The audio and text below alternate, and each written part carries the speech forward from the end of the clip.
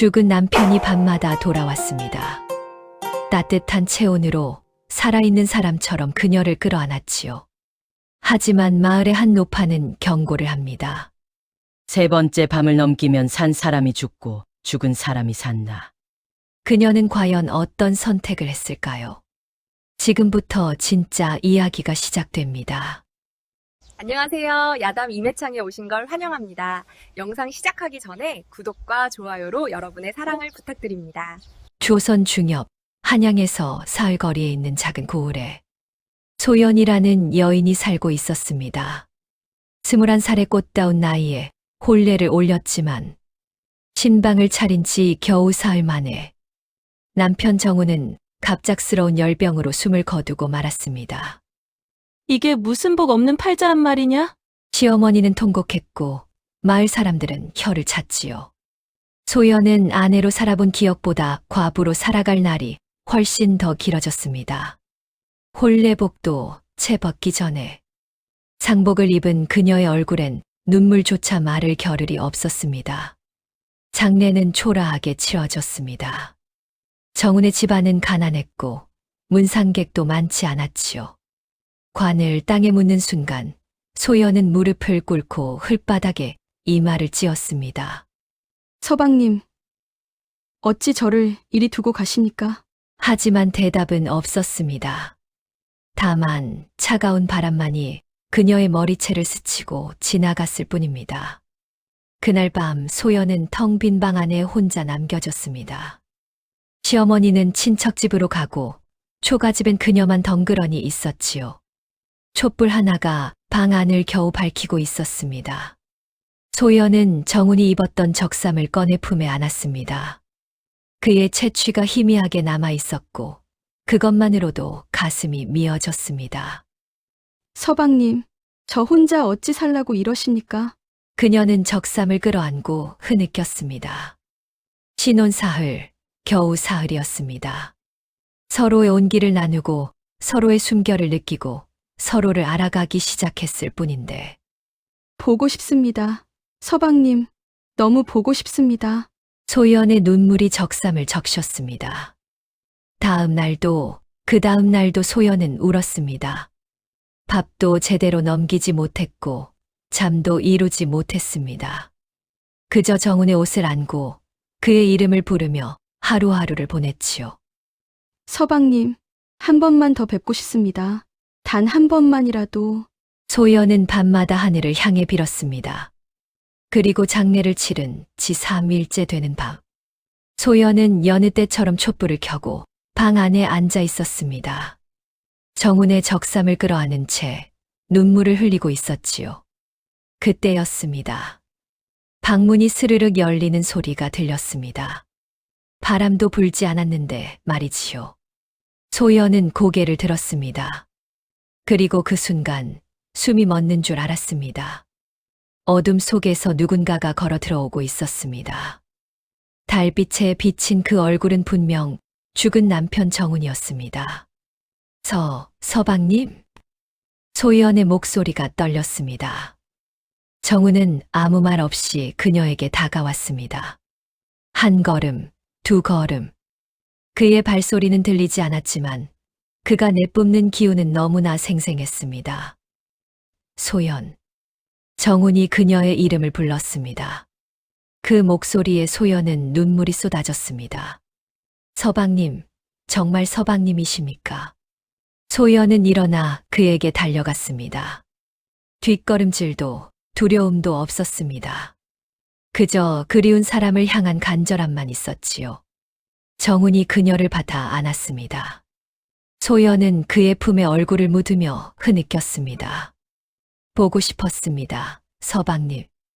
너무 보고 싶었습니다. 정운의 손이 그녀의 등을 쓰다듬었습니다. 그 손은 차갑지 않았습니다. 살아있을 때처럼 따뜻했고 부드러웠습니다. 나도 그대가 그리웠소. 정운의 목소리가 그녀의 귓가에 속삭였습니다. 소연은 얼굴을 들어 그를 바라보았습니다. 달빛 아래 그의 얼굴은 살아있을 때와 똑같았습니다. 그녀는 떨리는 손으로 그의 뺨을 어루만졌습니다. 진짜 서방님이시지요? 정훈이 고개를 끄덕였습니다. 그리고 그녀의 손을 잡아 자신의 가슴에 올려놓았습니다. 쿵쾅, 쿵쾅.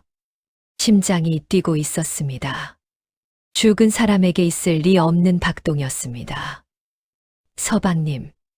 소연의 눈에서 눈물이 멎지 않았습니다. 정우는 그녀의 눈물을 닦아 주었습니다. 그리고 천천히 그녀의 입술에 자신의 입술을 포겠습니다. 소연은 눈을 감았습니다. 그리움이, 슬픔이, 사랑이 한꺼번에 밀려왔습니다. 두 사람은 오래도록 입맞춤을 나누었습니다. 살아있을 때 나눴던 것보다 더 간절하게, 더 깊게. 정훈이 소연을 안아들었습니다. 그리고 이불 위에 조심스럽게 누였습니다.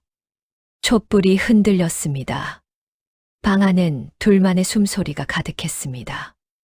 옷깃이 풀리고 적삼이 벗겨지고 살결이 맞닿았습니다. 서방님, 꿈이 아니지요? 꿈이 아니요, 소연. 정훈의 손이 그녀의 몸을 어루만졌고 소연은 그의 품에 몸을 맡겼습니다. 그날 밤 두 사람은 마치 신혼 첫날 밤처럼 서로를 탐했습니다. 거친 숨소리와 낮은 신음이 방 안을 채웠고 이불은 흐트러졌습니다. 달빛조차 부끄러워 고개를 돌릴 만큼 그 밤은 뜨겁고 격렬했습니다. 다음 날 아침 소연은 이상한 기분으로 잠에서 깼습니다. 이불 속엔 그녀 혼자뿐이었고 정훈의 흔적은 어디에도 없었습니다. 꿈이었을까? 하지만 몸 곳곳에 남아있는 감촉은 너무나 생생했습니다. 목덜미엔 그가 남긴 흔적이 있었고 몸은 나른했습니다.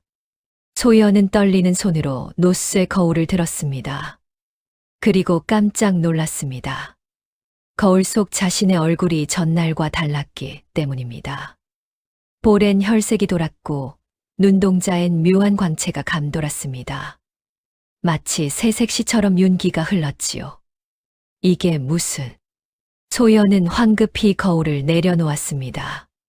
그날 오후 시어머니가 친척집에서 돌아왔습니다. 시어머니는 소연의 얼굴을 보자마자 미간을 찌푸렸습니다. 내 얼굴이 왜 그러냐? 예. 상주가 얼굴에 핏기가 돌면 어찌하느냐. 남편 죽은 지 4일밖에 안 됐는데. 소연은 고개를 숙였습니다. 죄송합니다, 어머님. 하지만 시어머니만이 아니었습니다. 우물가에 물을 기르러 간 소연을 본 마을 아낙네들이 수군거렸습니다. 저것 봐라. 과부 주제의 얼굴이 왜 저리 좋으냐. 남편 죽고 슬퍼해야 할 판에 저게 무슨 꼴이라. 혹시 다른 남정네라도 만나는 거 아니겠어. 소연은 귀가 따가웠지만 아무 말도 할 수 없었습니다. 설명할 방법이 없었기 때문입니다. 저승에서 돌아온 남편과 밤을 보냈다고 말할 순 없는 노릇이었지요. 그날 저녁 소연은 혼자 방에 앉아 촛불을 켰습니다. 서방님, 오늘도 오실까요? 떨리는 목소리로 중얼거렸습니다. 그녀의 마음속엔 두려움보다 기대가 컸습니다. 다시 한번 그를 안고 싶었고 그의 입술을 느끼고 싶었습니다. 그리고 밤이 깊어갈 무렵 또다시 방문이 스르륵 열렸습니다. 정훈이 돌아온 것입니다. 이번엔 어제보다 더 선명했습니다. 달빛 아래 그의 얼굴은 살아있을 때와 완전히 똑같았고 옷자락조차 바람에 흔들렸습니다. 소연. 그가 그녀의 이름을 불렀습니다. 소연은 눈물을 흘리며 그에게 달려갔습니다. 서방님. 두 사람은 다시 한번 뜨겁게 입맞춤했습니다. 이번엔 더 간절했고 더 격렬했습니다. 정우는 소연의 옷고름을 풀었고 소연은 그의 적삼을 벗겼습니다. 촛불이 꺼졌습니다. 어둠 속에서 둘의 숨소리만이 방 안을 가득 채웠습니다. 이불이 흐트러지고 비녀가 바닥에 떨어지고 적삼이 구겨졌습니다. 그날 밤은 첫날 밤보다 더 뜨거웠습니다. 마치 서로를 삼켜버리듯 두 사람은 끝없이 얽혔습니다. 정훈의 손이 소연의 몸을 훑었고 소연은 그의 목을 껴안으며 신음했습니다. 땀이 흘렀고 숨이 거칠어졌고 몸이 떨렸습니다. 밤이 깊어갈수록 두 사람의 열기는 더욱 뜨거워졌습니다. 사흘째 되는 날 아침 소연의 얼굴은 더욱 환해졌습니다. 거울 속 그녀는 마치 다른 사람처럼 아름다워 보였습니다. 피부는 옥처럼 맑았고 입술은 연지를 바른 듯 붉었지요. 하지만 몸은 이상하리만치 나른했습니다. 기운이 빠진 것처럼 다리에 힘이 들어가지 않았습니다. 왜 이리 기운이 없는 거지? 소연은 우물가로 향했습니다.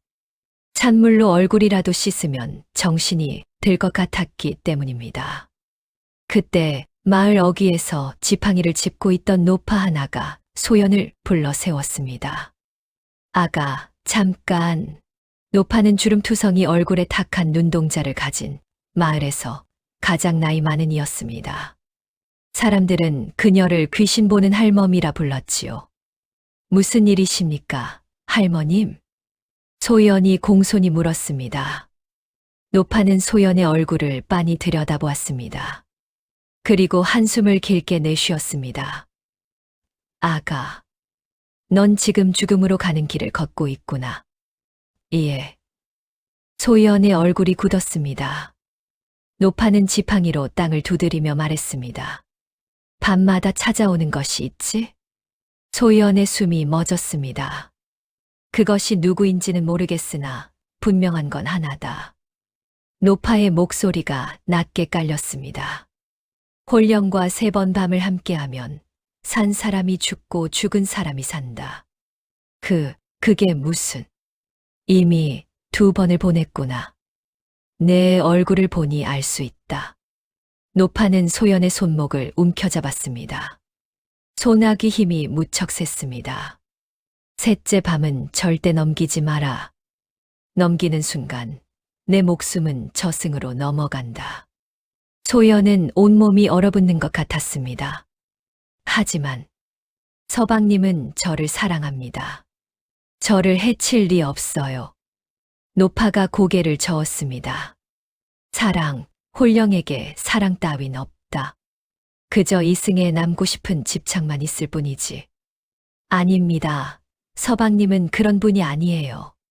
소연은 손목을 빼내며 소리쳤습니다. 노파는 더 이상 말하지 않았습니다.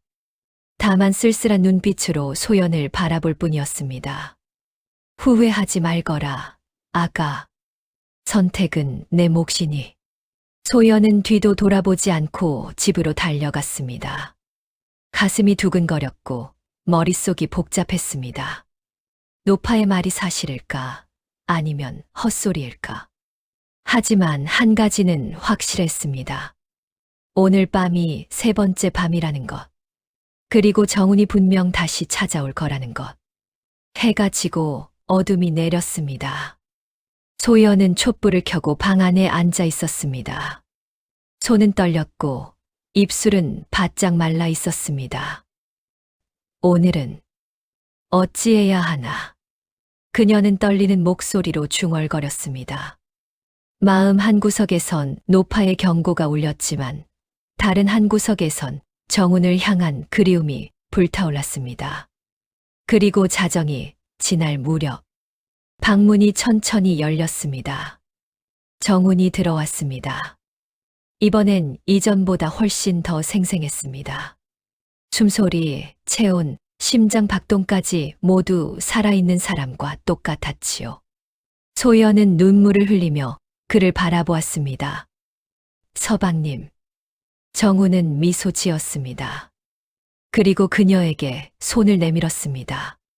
소연은 정훈의 손을 잡았습니다. 그 순간 온몸에 전율이 흘렀습니다. 손은 여전히 따뜻했지만 뭔가 이상했습니다. 마치 살아있는 것 같으면서도 어딘가 공허한 느낌이 들었지요. 소연. 정훈이 그녀의 이름을 불렀습니다. 오늘이 마지막이다. 마지막? 소연의 목소리가 떨렸습니다. 정우는 그녀를 끌어안았습니다. 그리고 귓가에 속삭였습니다. 이제 너와 나는 영원히 함께할 수 있어. 그 말에 소연의 가슴이 철렁 내려앉았습니다. 노파의 경고가 머릿속을 스쳤기 때문입니다. 산 사람이 죽고 죽은 사람이 산다. 소연은 정훈을 밀어냈습니다. 서방님, 잠깐만요. 왜 그러느냐? 정훈의 얼굴에 그늘이 드리웠습니다. 소연은 떨리는 목소리로 물었습니다. 서방님, 정말 저를 사랑하십니까? 물론이다. 그럼 저에게 대답해 주세요. 서방님은 어떻게 돌아오신 겁니까? 정훈은 잠시 침묵했습니다. 그리고 천천히 입을 열었습니다. 나는 너를 두고 떠날 수 없었다. 그래서요? 저승사자가 나를 데려가려 했지만 나는 버텼다. 너를 향한 마음 하나로. 소연의 눈에서 눈물이 흘렀습니다. 그럼 서방님은 진짜 제 남편이 맞으신 거지요? 정훈이 고개를 끄덕였습니다. 소연은 안도의 한숨을 내쉬었습니다. 하지만 바로 그때였습니다. 방문이 쾅 하고 열렸습니다. 문 앞엔 노파가 서 있었습니다. 그리고 그녀의 옆엔 머리가 하얀 중이 함께 있었지요. 소연 아가, 물러서거라. 노파가 외쳤습니다. 중은 손에 염주를 들고 정훈을 노려보았습니다. 내 놈, 정훈의 탈을 쓴 악령이로구나. 무슨 헛소리냐? 정훈이 소리쳤습니다. 하지만 중은 염주를 흔들며 경문을 외우기 시작했습니다. 옴 마니 반매 후. 그 순간 정훈의 얼굴이 일그러지기 시작했습니다. 으아아. 그가 비명을 질렀습니다. 그리고 그의 몸에서 검은 연기가 피어올랐습니다. 소연은 경악했습니다. 서방님. 중이 외쳤습니다. 저것은 내 남편이 아니다. 정훈이 죽던 날 그의 혼을 집어삼킨 악령이다.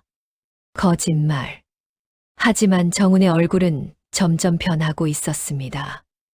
따뜻했던 눈빛은 사라지고 그 자리엔 탐욕스러운 광기만 남았습니다. 크크크. 들켰구나. 정훈의 목소리가 변했습니다. 낮고 음산하고 섬뜩한 목소리였습니다. 하지만 이미 늦었다. 오늘 밤이 지나면 이 여자의 목숨은 내 것이다. 악령이 소연에게 달려들었습니다. 하지만 중이 재빨리 염주를 던졌습니다. 염주가 악령의 목에 감겼고 악령은 비명을 지르며 뒤로 물러났습니다. 이놈, 감히 죽은 자의 모습을 빌려 산자를 해치려 하다니. 중은 자루에서 부적을 꺼내 악령의 이마에 붙였습니다. 악령은 온몸을 비틀며 괴로워했습니다. 크악, 놓아라. 내 놈은 이곳에 있을 자격이 없다. 당장 저승으로 돌아가거라. 중의 경문 소리가 방 안을 가득 채웠습니다. 그리고 마침내 악령은 검은 연기가 되어 사라졌습니다. 방 안엔 정적만 남았습니다. 소연은 바닥에 주저앉아 눈물을 흘렸습니다. 서방님, 진짜 서방님은 어디 계신 겁니까? 중은 소연에게 다가가 부축했습니다. 정신을 차리시오. 아직 끝난 게 아니오. 스님, 제 남편은 어디 있습니까? 정우는 정말 죽은 겁니까? 중은 한숨을 내쉬었습니다.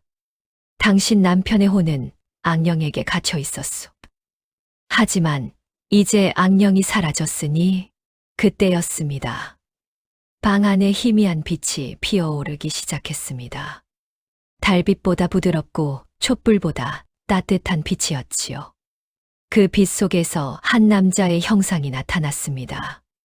정훈이었습니다. 하지만 이번엔 달랐습니다. 악령이 흉내낸 정훈이 아니라 진짜 정훈의 홀령이었습니다. 그의 얼굴엔 평온함이 깃들어 있었고 눈빛엔 따스함이 담겨 있었지요. 소연. 정훈이 조용히 그녀의 이름을 불렀습니다. 소연은 눈물을 흘리며 그에게 손을 뻗었습니다. 서방님, 정말 서방님이시지요? 그렇소, 소연. 나요. 정훈의 목소리는 악령과 달리 부드러웠습니다.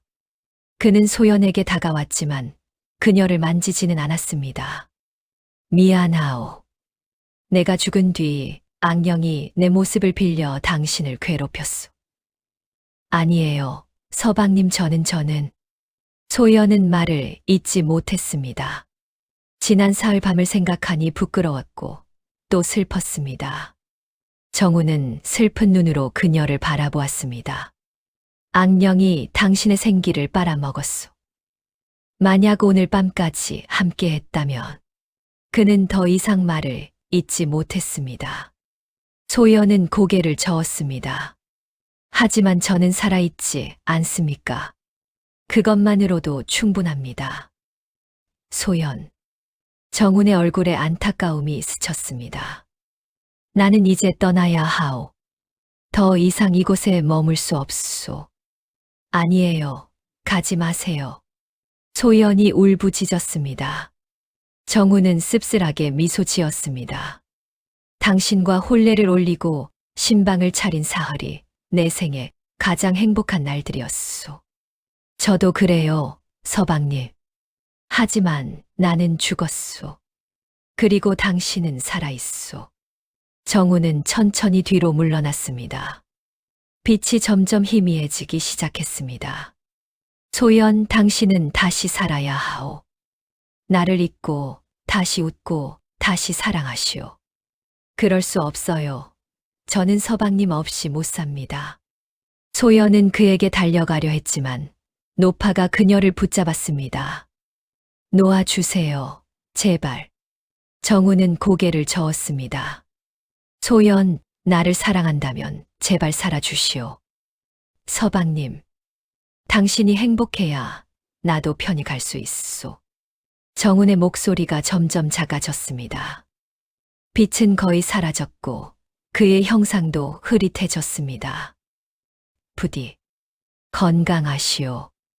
마지막 말을 남기고 정훈은 완전히 사라졌습니다. 방 안엔 다시 정적만 남았습니다. 소연은 바닥에 무릎을 꿇고 흐느꼈습니다. 중은 그녀의 등을 토닥이며 말했습니다. 그는 이제 편히 쉬게 되었소. 당신도 이제 앞을 보시오. 노파도 소연의 손을 잡았습니다. 아가, 산 사람은 살아야 한다. 그게 죽은 이를 위하는 길이란다. 소연은 눈물을 닦았습니다. 가슴은 찢어질 듯 아팠지만 이상하게도 마음 한구석엔 평안함이 깃들었습니다. 정훈이 진심으로 그녀를 사랑했다는 걸 알았기 때문입니다.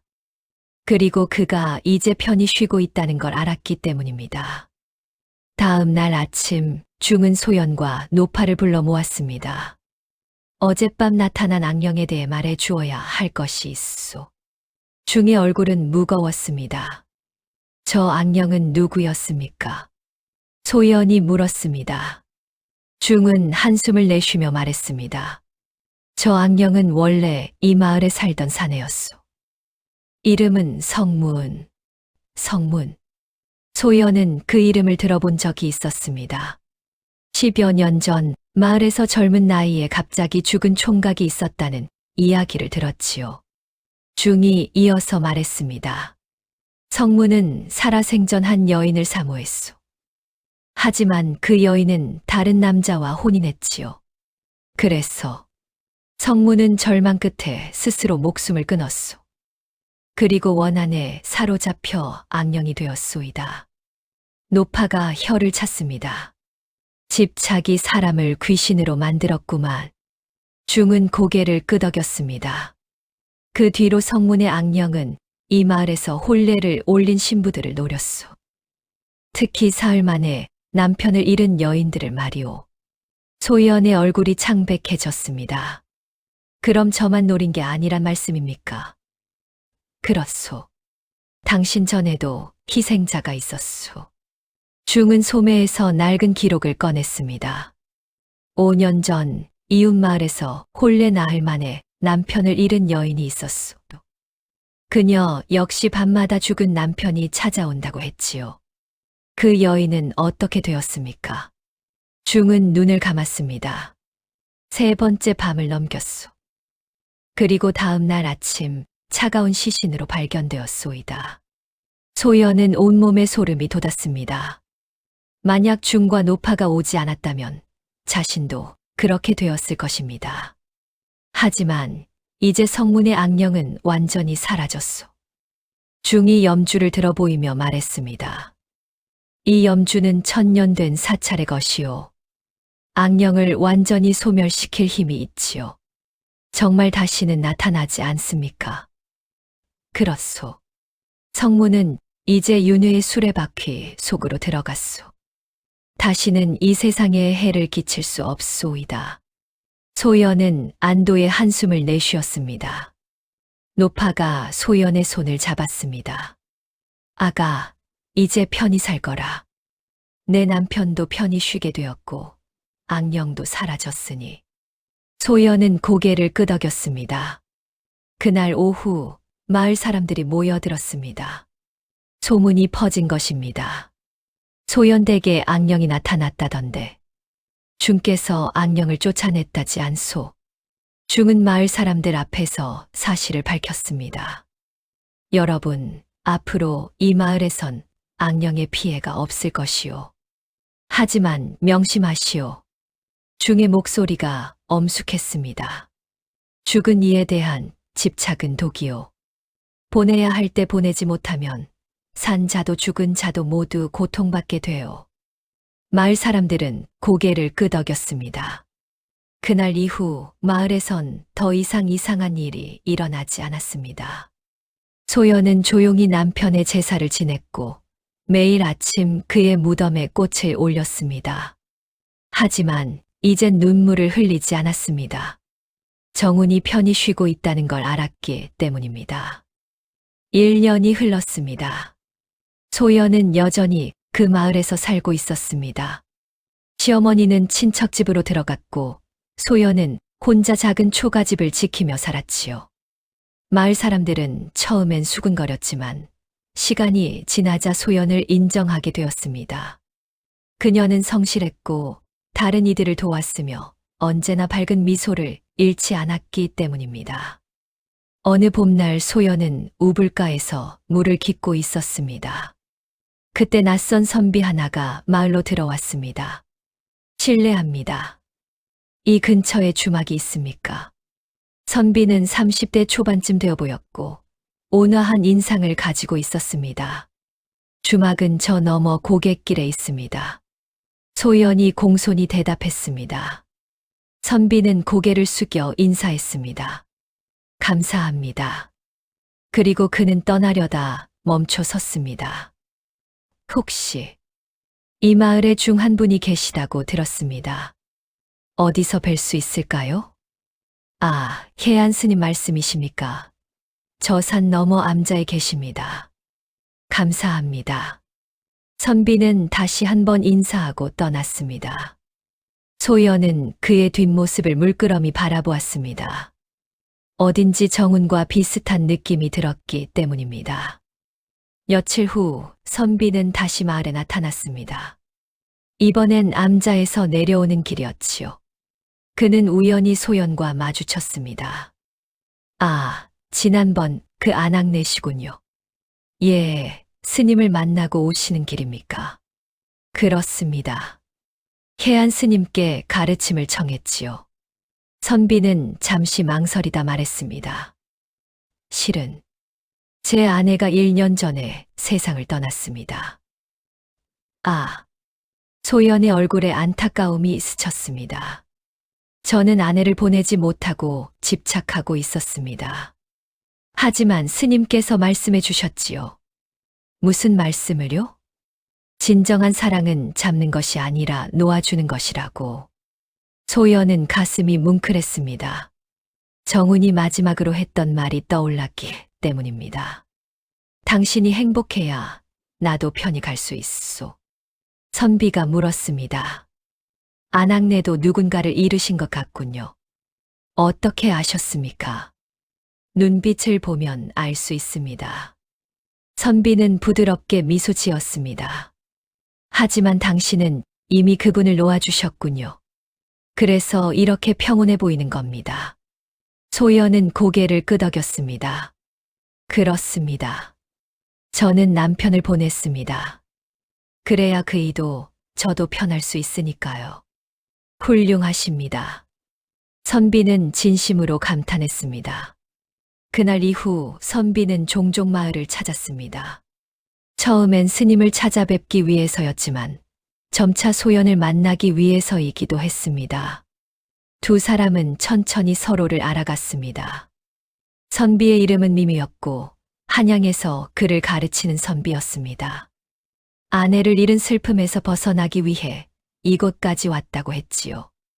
소연과 민우는 서로의 아픔을 이해했고 서로를 위로했습니다. 그리고 어느새 두 사람 사이엔 새로운 감정이 싹트기 시작했습니다. 2년이 지난 어느 날 민우가 소연에게 청혼했습니다. 소연아 씨, 저와 함께 새로운 삶을 시작하지 않으시겠습니까?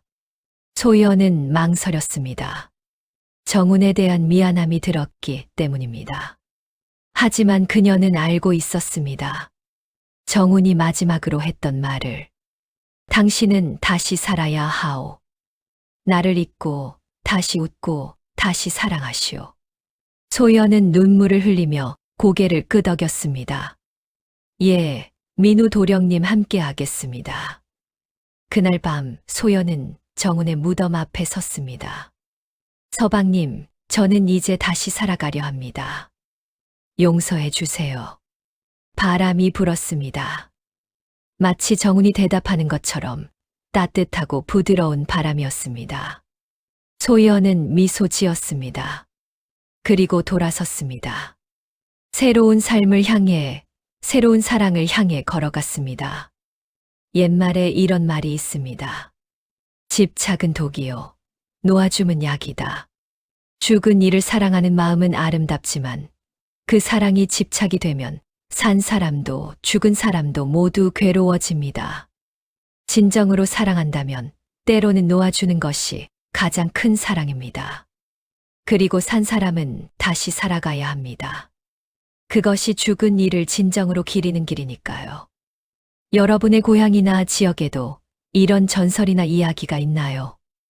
댓글로 알려주시면 다음 이야기의 배경으로 삼겠습니다. 다음 영상을 빠르게 만나보시려면 좋아요와 구독을 눌러주세요. 그럼 더 재미있는 영상으로 찾아뵙겠습니다. 모두 행복한 하루 보내세요.